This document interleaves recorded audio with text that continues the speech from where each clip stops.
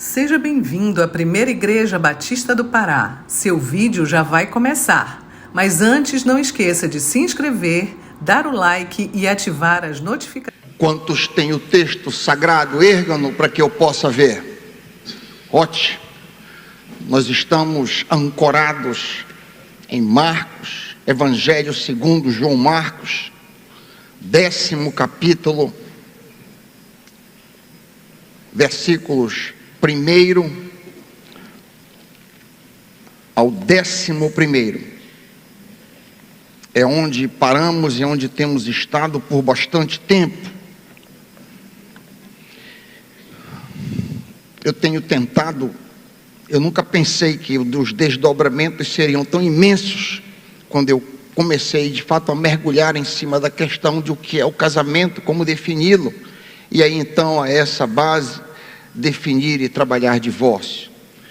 Marcos 10, a partir do 1º versículo até o 12º, eu leio na Ara, você acompanha na sua tradução.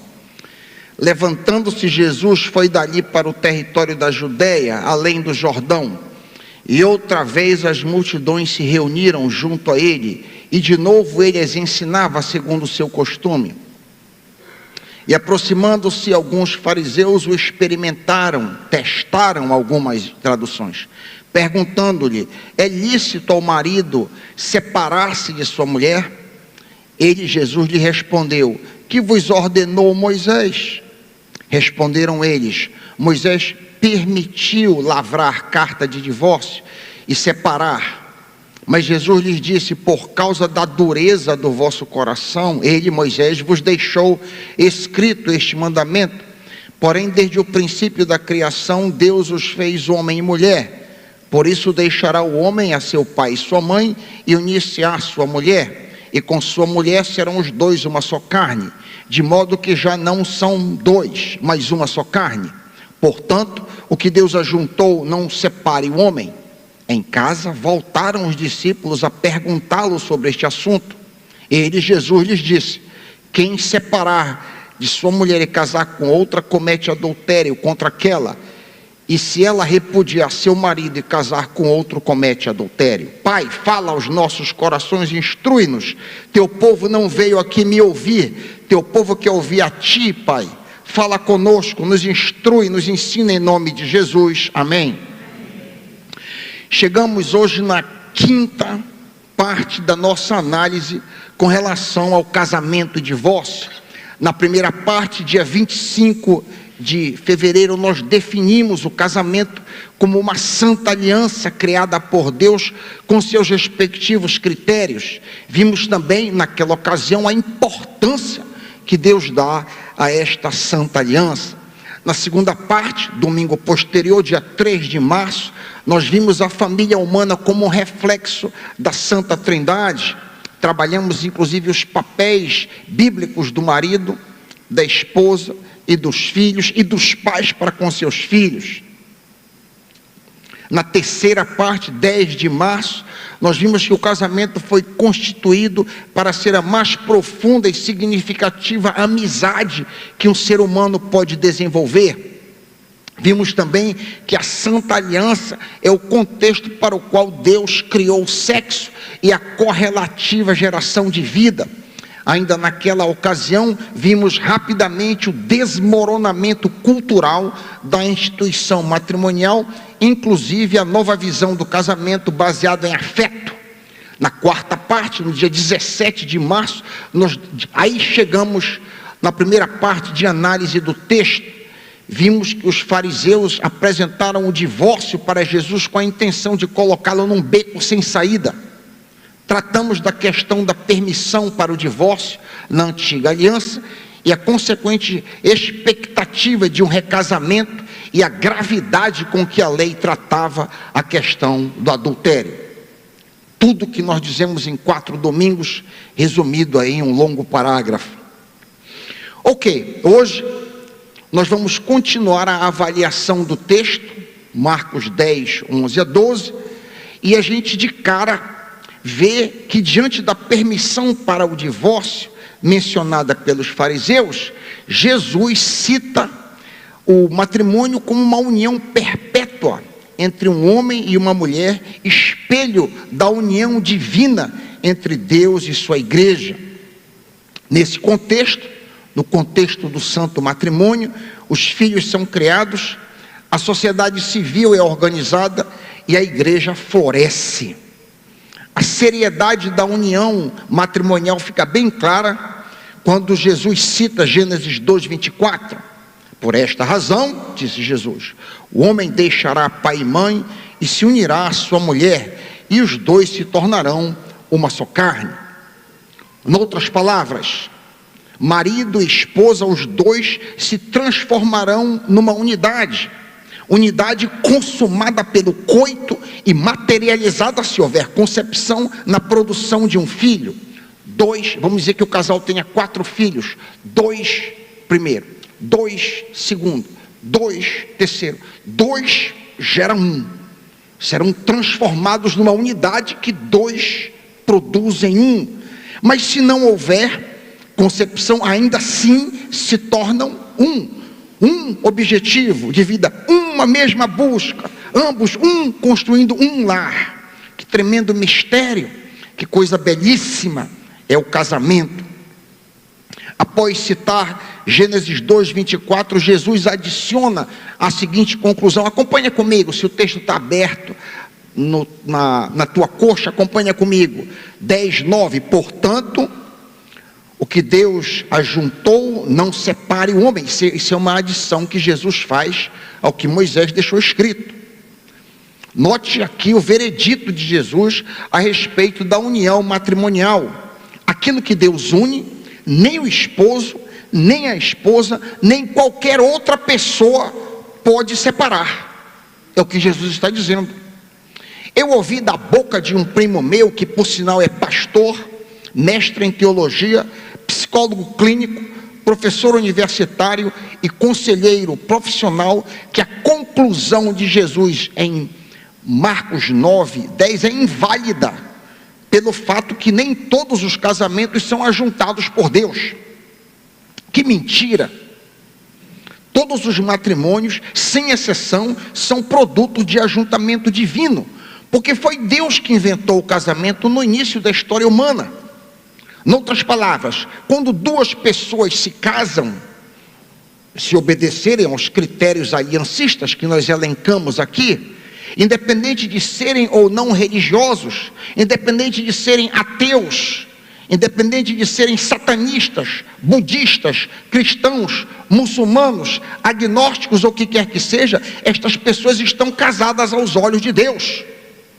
Preste bem atenção que o veredito conclusivo de Cristo, portanto, o que Deus ajuntou, não separe o homem, deriva do plano original, deriva do ponto de partida do argumento em 10:6, acompanha comigo. Em 10:6, no princípio da criação, os fez homem e mulher. Jesus parte daí. No princípio da criação, não havia religioso e não religioso. Não havia judeu nem ateu. Não havia cristão ou pagão. Não havia muçulmano ou kardecista. O que havia era homem e mulher. É só o que havia. No começo havia homem e mulher. Só isso. Tendo por base o que ele diz, homem e mulher, por esta razão que havia essa mulher, deixará o pai e mãe, primeiro componente da aliança, se unirá, dabak, se unirá a sua mulher, segundo componente, e terceiro, e os dois se tornarão uma só carne. Uma vez casados, uma vez feita essa aliança, o que Deus juntou, não separe o homem. Que mentira, meu primo contou. O casamento é uma aliança seríssima, tão séria que os discípulos ficaram alarmados com o ensino de Cristo. Daí terem eles questionado o mestre, como nós vemos no verso 10. Olha comigo o verso 10, acompanha. Quando estava em casa novamente, os discípulos perguntaram a Jesus sobre o mesmo assunto. Que assunto? O assunto levantado pelos fariseus, lá do verso 2. Olha o verso 2. É permitido ao homem divorciar-se de sua mulher? Os altos padrões estabelecidos pelo Criador para o casamento e reiterado por Cristo chocam os discípulos, em cuja cultura o divórcio havia se tornado algo banal. A resposta de Jesus à pergunta dos discípulos está nos versículos 11 e 12. Acompanha comigo. Todo aquele, sem exceção, crente, não crente, o que for, todo aquele, indistintamente, que se divorciar de sua esposa e se casar com outra mulher, estará cometendo adultério contra ela. 12. E se ela se divorciar de seu marido e se casar com outro homem, estará cometendo adultério. Note que não é exceção aqui. Todavia, é importante você acompanhar agora comigo. Se consultarmos Mateus 5:32 e Mateus 19:9, veremos que há exceção. Acompanha comigo. Que exceção é essa? Que exceção é essa? Mateus 19:9. A exceção é porneia, imoralidade sexual, comumente traduzido como adultério. Mas porneia é muito mais do que isso. Porneia envolve bestialidade, fornicação, incesto, homossexualidade, lesbianismo, etc. Toda imoralidade sexual está incluído debaixo da palavra porneia. Porneia é a origem da palavra pornografia. A gente quase ouve a palavra, mesmo em grego, a gente ouve a palavra portuguesa. Lemos em Mateus 19:9, acompanha comigo. Mateus 19:9.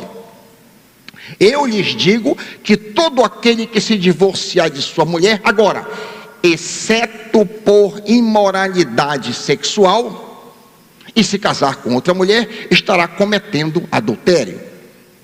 Vemos aqui que o adultério é algo tão sério que justifica um rompimento do santo matrimônio. Parece que nós temos a tendência de levar mais a sério alguns comandos e não levar outros tão seriamente. Por exemplo, a esmagadora maioria de nós leva muito a sério o comando: não furtarás. Se você soubesse que um diácono andava ardilosamente roubando na tesouraria desta igreja, eu tenho certeza que você exigiria a deposição desse diácono, e você estaria certo.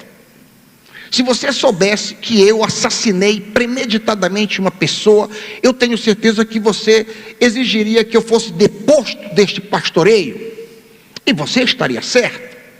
As transgressões não furtarás e as transgressões não matarás são gravíssimas. Óbvio, você não precisa nenhuma explicação maior da gravidade dessas transgressões. Todavia, o adultério está no mesmo patamar de roubar e matar. Não é precisamente isso que lemos, por exemplo, em Êxodo 20, 13 a 15. Êxodo 20, 13 a 15. Não matarás, não adulterarás, não furtarás. O adultério está bem no meio do furto e do assassinato. Se você é um adúltero, de acordo com a Bíblia, você está enquadrado na mesma categoria de ladrões e homicidas. Veja bem, querido, não sou eu que estou dizendo isso, mas sim Deus em seus mandamentos. Se consideramos o assassinato grave, mas consideramos o adultério um mero acidente, isto se dá porque nós temos a tendência de levar mais a sério alguns comandos e não levar a sério outros. Se você se ofendeu com esta descoberta, não se ofenda comigo, pois eu estou apresentando o que a Bíblia revela. Leia você mesmo esses 3 comandos direto da boca de Deus. Deuteronômio 5, 17 a 19, Êxodo 20, 13 a 15, direto da boca de Cristo. Mateus 19, 18, Marcos 10, 18, Lucas 18, 20, direto da boca de Paulo, Romanos 13, 9, etc. Então não sou eu que estou dizendo isso, é a Escritura que coloca no mesmo patamar esses pecados.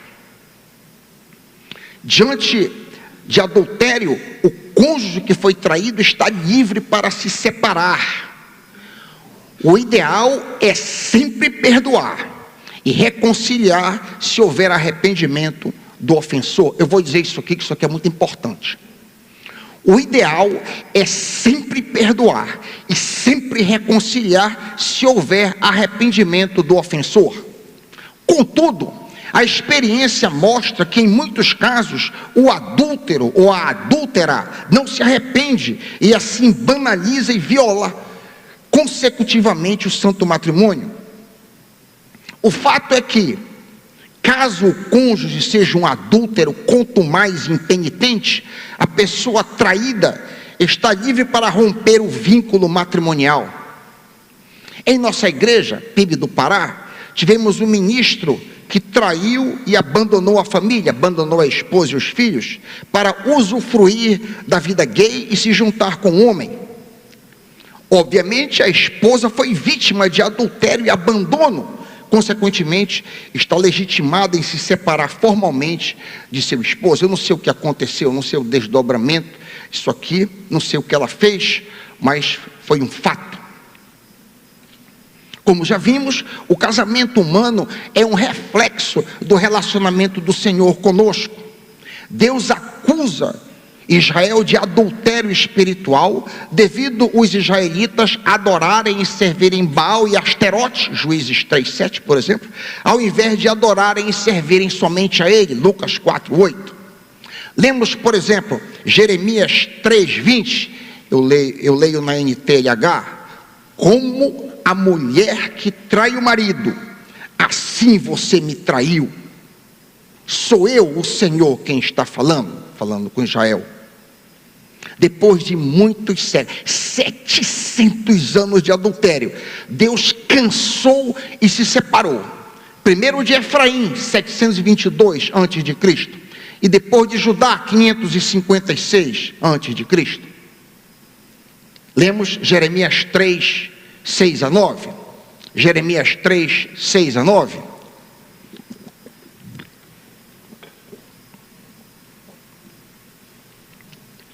Jeremias 3, 6 a 9. Nos tempos do rei Josias, o Senhor me disse ao profeta Jeremias: você está vendo o que fez Israel, aquela mulher infiel que virou as costas para mim? Ela subiu em todos os montes altos e ficou debaixo de todas as árvores que dão sombra, agindo como prostituta. Eu, o Senhor, pensei assim: depois de fazer tudo isso, com toda certeza ela voltará para mim. Porém não voltou. E Judá, a sua irmã infiel, viu isso. Judá também sabe que eu me divorciei de Israel e que a mandei embora, porque ela me abandonou e virou prostituta. Mas Judá, a sua irmã infiel, não ficou com medo. Ela também virou prostituta e não ficou envergonhada. Ela manchou a terra porque cometeu adultério, adorando pedras e árvores. O adultério, quanto mais impenitente de Efraim e Judá, fizeram com que Deus se separasse deles e desse a eles o divórcio. Temos aqui a base para o divórcio legítimo de alguém que foi traído. Jesus afirma em Mateus 19:9, que nós lemos: todo aquele que se divorciar de sua mulher, exceto por imoralidade sexual, e se casar com outra mulher, está cometendo adultério. Consequentemente, todo aquele que se divorcia de seu cônjuge por causa de imoralidade sexual não está cometendo adultério, está livre para casar outra vez, mas somente no Senhor. 1 Coríntios 7:39b. Em outras palavras, caso o divórcio tenha por base o adultério, quanto mais impenitente, a separação é legítima, rompe o vínculo matrimonial e possibilita o recasamento. Olha a palavra que eu estou escolhendo. Não obriga ao recasamento, mas possibilita o recasamento. Diante do rompimento, o cônjuge traído pode recasar, sendo este um mal menor do que abrasar indefinidamente. 1 Coríntios 7:9. Cristo não oferece nenhuma outra base para o divórcio. Ou seja, Jesus não apresenta razões para divórcio com base em alegações do tipo, abre aspas, temos diferenças irreconciliáveis. Ela adquiriu uma doença crônica. Ele não me ama mais. Temos incompatibilidade de gênios. Temos profundas diferenças de personalidade, temos dificuldades financeiras e etc, etc, etc. Todavia, existem situações que devem ser administradas com muita cautela e sabedoria, pois podem exigir separação de corpos. Adicionalmente, alguns casos devem ser reportados à polícia. Por exemplo, isso aqui são exemplos, eu estou falando agora a nível pastoral, tá? Quando um cônjuge abusa física e emocionalmente do outro, quando um cônjuge abusa sexualmente dos filhos, quando há tentativa de assassinato do cônjuge, quando há vícios prolongados e destrutivos, pode exigir, tá? Jogatina desenfreada, uso de drogas, alcoolismo, etc. Estes são apenas alguns exemplos que podem ou não exigir separação física, separação de corpos do cônjuge agressor ou violador. Estes e outros casos não dão direito a divórcio, muito menos a novo casamento. Para reiterar as palavras de Jesus: todo aquele que se divorciar de sua mulher, exceto por imoralidade sexual, e se casar com outra mulher, estará cometendo adultério. Vemos aqui que Cristo apresenta uma exceção, uma e somente uma exceção. Como lidar com pessoas que já se divorciaram por motivos ilegítimos e estão agora em um segundo casamento? Isso aqui é uma pergunta pastoral importante. Antes de responder esta pergunta, eu gostaria de retroceder um pouco. Eu arrisco dizer que a grande maioria das pessoas que se casam não tem a menor ideia da seriedade da santa aliança que está fazendo. Já começando lá atrás pelo namoro, onde frequentemente vemos crentes namorando com ímpios, em completa desconsideração da proibição bíblica, que é clara em 2 Coríntios 6,14: não vos ponhais em julgo desigual. Que comunhão pode haver à luz com as trevas? Veja bem, uma pessoa regenerada está proibida de se envolver profundamente, seja a nível societário, seja a nível romântico, com alguém não regenerado. No caso do namoro, o objetivo do mesmo não é evangelismo, mas avaliação de um futuro cônjuge. Eu vou dizer isso de novo. No caso do namoro, o objetivo do mesmo não é evangelismo, mas avaliação de um possível cônjuge. Isso aqui é uma pregação enorme. Eu estou dizendo muita coisa. Eu me lembrei, ainda nessa manhã, que eu venho com isso regurgitando na minha mente. Eu tenho uma filha adulta, vocês sabem, quando ela fez 16 anos que ela começou a falar em namoro, eu disse logo para ela: olha, eu quero que fique bem claro para ti que eu não concordo, não aprovo e não apoio namoro com não crente. Obviamente tu podes crescer, chegar num ponto que tu podes ganhar o teu dinheiro e fazer o que quer com a tua vida, mas se tu resolveres, por exemplo, casar com não crente, saiba de antemão que eu não concordo, eu não apoio, não concordo. Tu vais fazer, obviamente, vai chegar num ponto que tu vais ficar independente de mim, mas enquanto tu estiveres sob a minha tutela, não tenho aprovo, não concordo.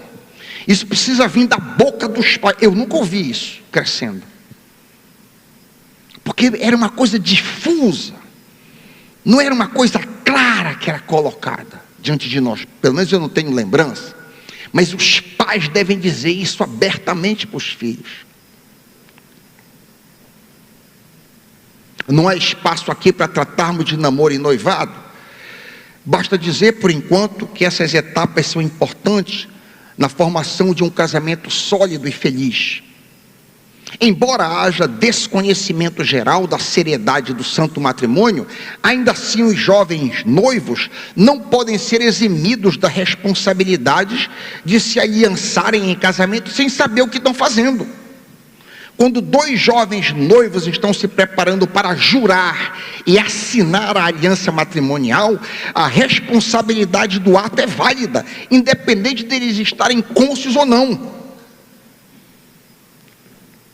Veja, por exemplo, quando alguém assina um contrato, a compra de uma casa, por exemplo, a compra de um apartamento, quando alguém assina um contrato, esta pessoa não pode ser eximida da responsabilidade das cláusulas contratuais por não se interessar em saber o que está assinando.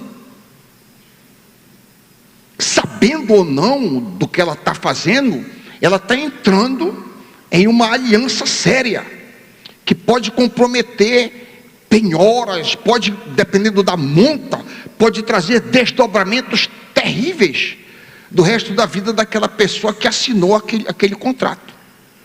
Então o fato que um jovem, agora voltando para o nosso ponto, o fato que um jovem não está claro para ele os desdobramentos, ainda assim é responsável por isso.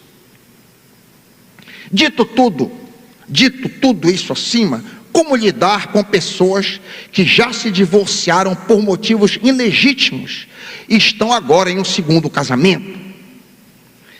Cada casamento deverá ser avaliado caso a caso. Eu já terminei uma vez de pregar, desci aqui, uma senhora se aproximou de mim, e o meu caso aconteceu assim, peraí, eu não posso resolver o seu caso dessa maneira.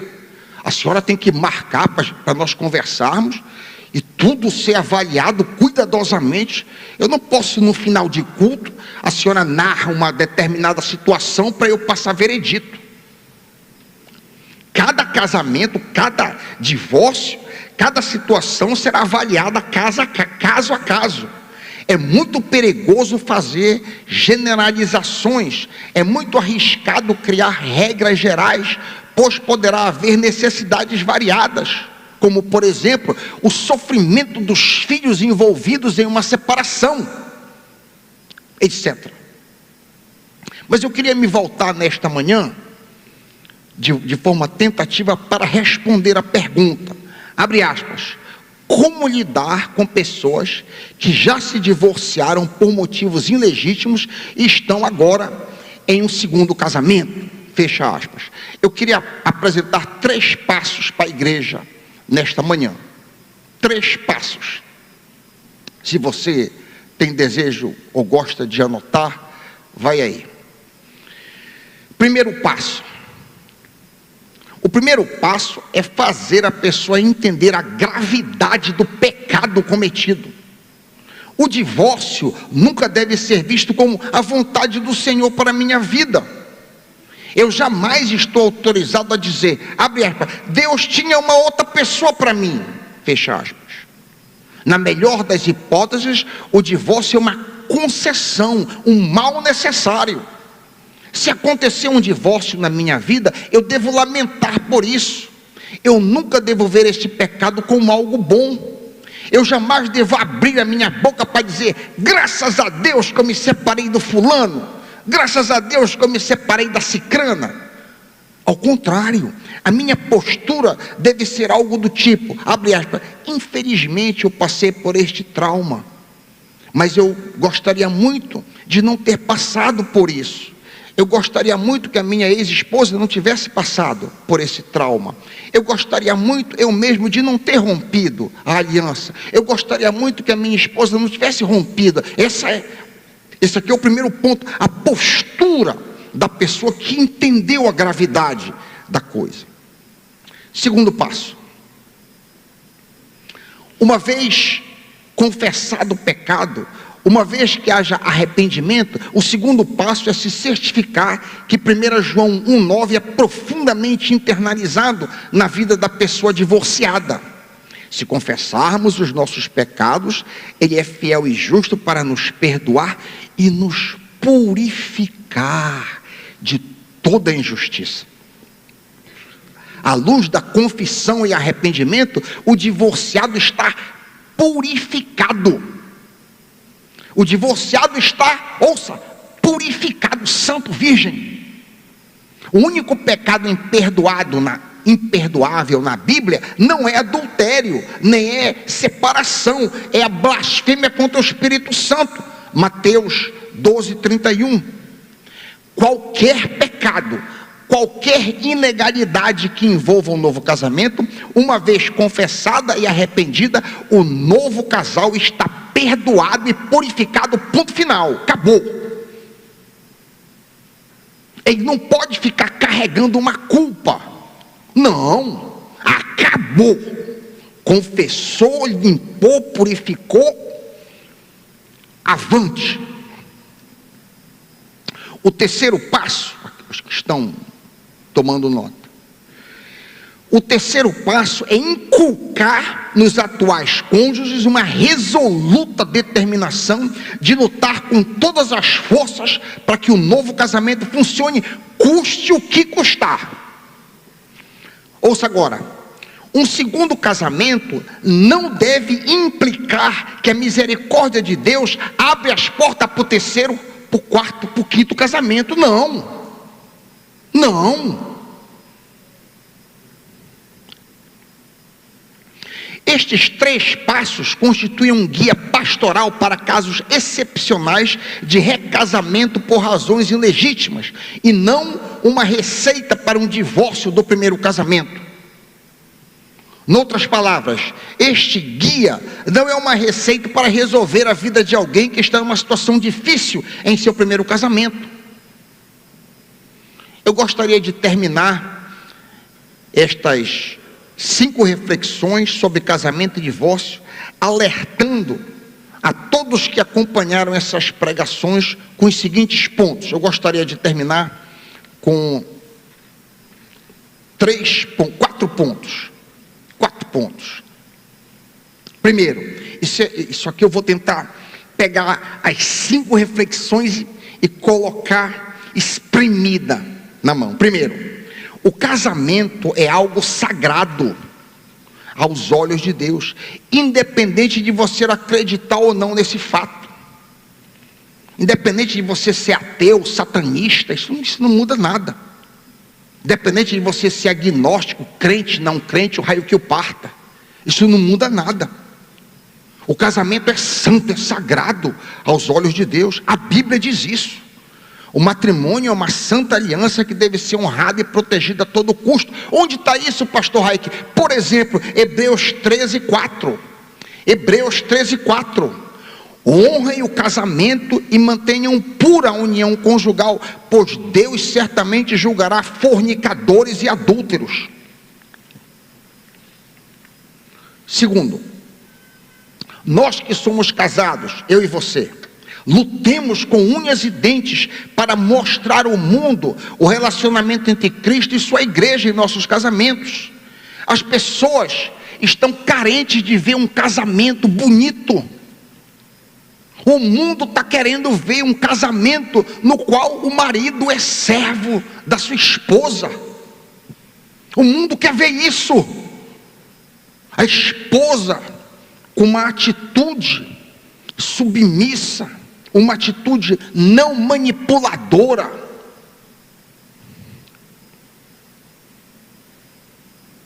Terceiro, vocês que são solteiros, sim, vocês que estão aqui, adolescentes e jovens, vocês que estão solteiros, temam e tremam diante dessa responsabilidade. Você que nunca foi casado e que está pensando em casar, trema diante disso. Não pegue um candidato ou uma candidata porque você acha que você já está passando da idade. Como disse a minha mãe, uma juíza que casou e separou centenas e centenas, se não milhares de pessoas ao longo do seu exercício civil. Meu filho, melhor só do que mal acompanhado.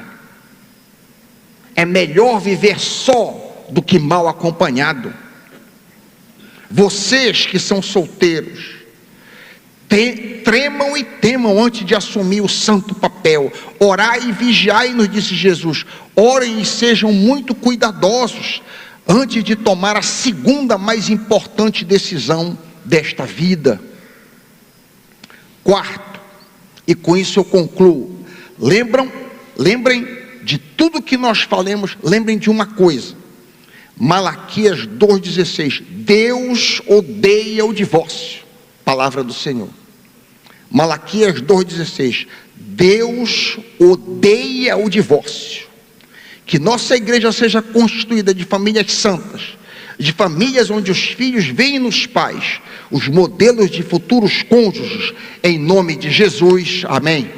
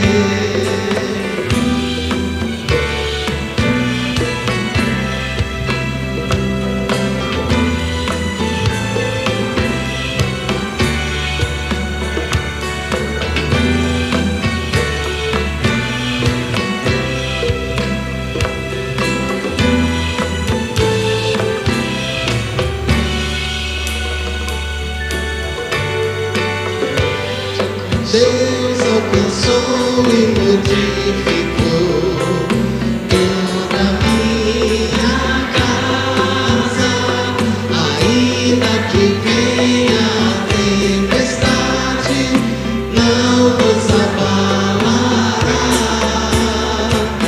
Vida melhor Ele quer te dar, restaurar seu lar, paz e harmonia Ele quer trazer pra você.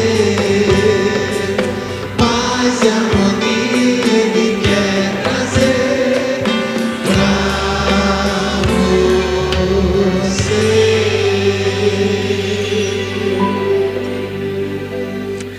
Amém. Os nossos lares podem ser um pouquinho do céu. Tenho certeza que pelo menos alguns aqui experimentam este céu, que é um lar onde há paz, onde há amor, onde há perdão, os cônjuges se perdoam um ao outro. É um pouquinho, foi isso, para isso que Deus projetou o casamento, para ser um pouquinho do céu na terra, para que os filhos cresçam em um ambiente de harmonia, de alegria. E aí então, quando forem crescendo, vem, eu quero me casar com uma mulher igual a mamãe. Eu quero me casar com um rapaz igual o papai. Para isso que Deus criou o casamento. E para a gente ter um amigo profundo, que se importa conosco, que está fora um pouco, mas eu vou compartilhar. Sabe, meus irmãos, isso é só um exemplo, eu poderia dar muitos. Quando eu estava internado na segunda, antes de ir para a UTI, uma noite que a enfermeira vinha de tanto em tanto tempo medir a minha temperatura, na madrugada que eu abri o olho, Betina em pé, do lado da enfermeira, checando. Eu fiquei pensando, quem poderia fazer isso por mim, a não ser minha mãe? Quem neste mundo, eu fiquei pensando, quem neste mundo se prestaria a se internar aqui no hospital comigo e ficar do meu lado? O casamento é para você ter um amigo, uma amiga que vai caminhar contigo, vai te apoiar, te amar, e você, marido, para você servir aquela pessoa, ser bênção. Essa igreja, penso, tem sido muito enriquecida, não apenas por mim, mas pelo pastor André, pelo pastor Paulo, com ensino bíblico sadio. Então você não pode alegar inocência que você não sabia. Você não pode alegar. Nós temos tentado. Se esforce, dê o seu melhor, para que você, neste mundo, viva aquilo que Deus quer para a sua vida. Amém?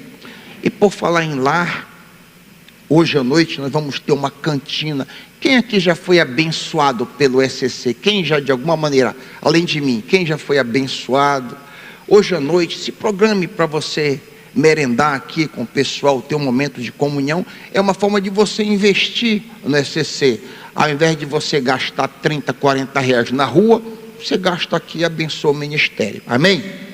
Agora que o amor de Deus o Pai, a graça bendita de Deus o Filho, a comunhão, o encorajamento, a força de Deus o Espírito Santo, que a divina Trindade, Criador, Redentor e Consolador, seja conosco no resto desta manhã, até nos encontrarmos hoje à noite, quando o povo de Deus a uma voz diz...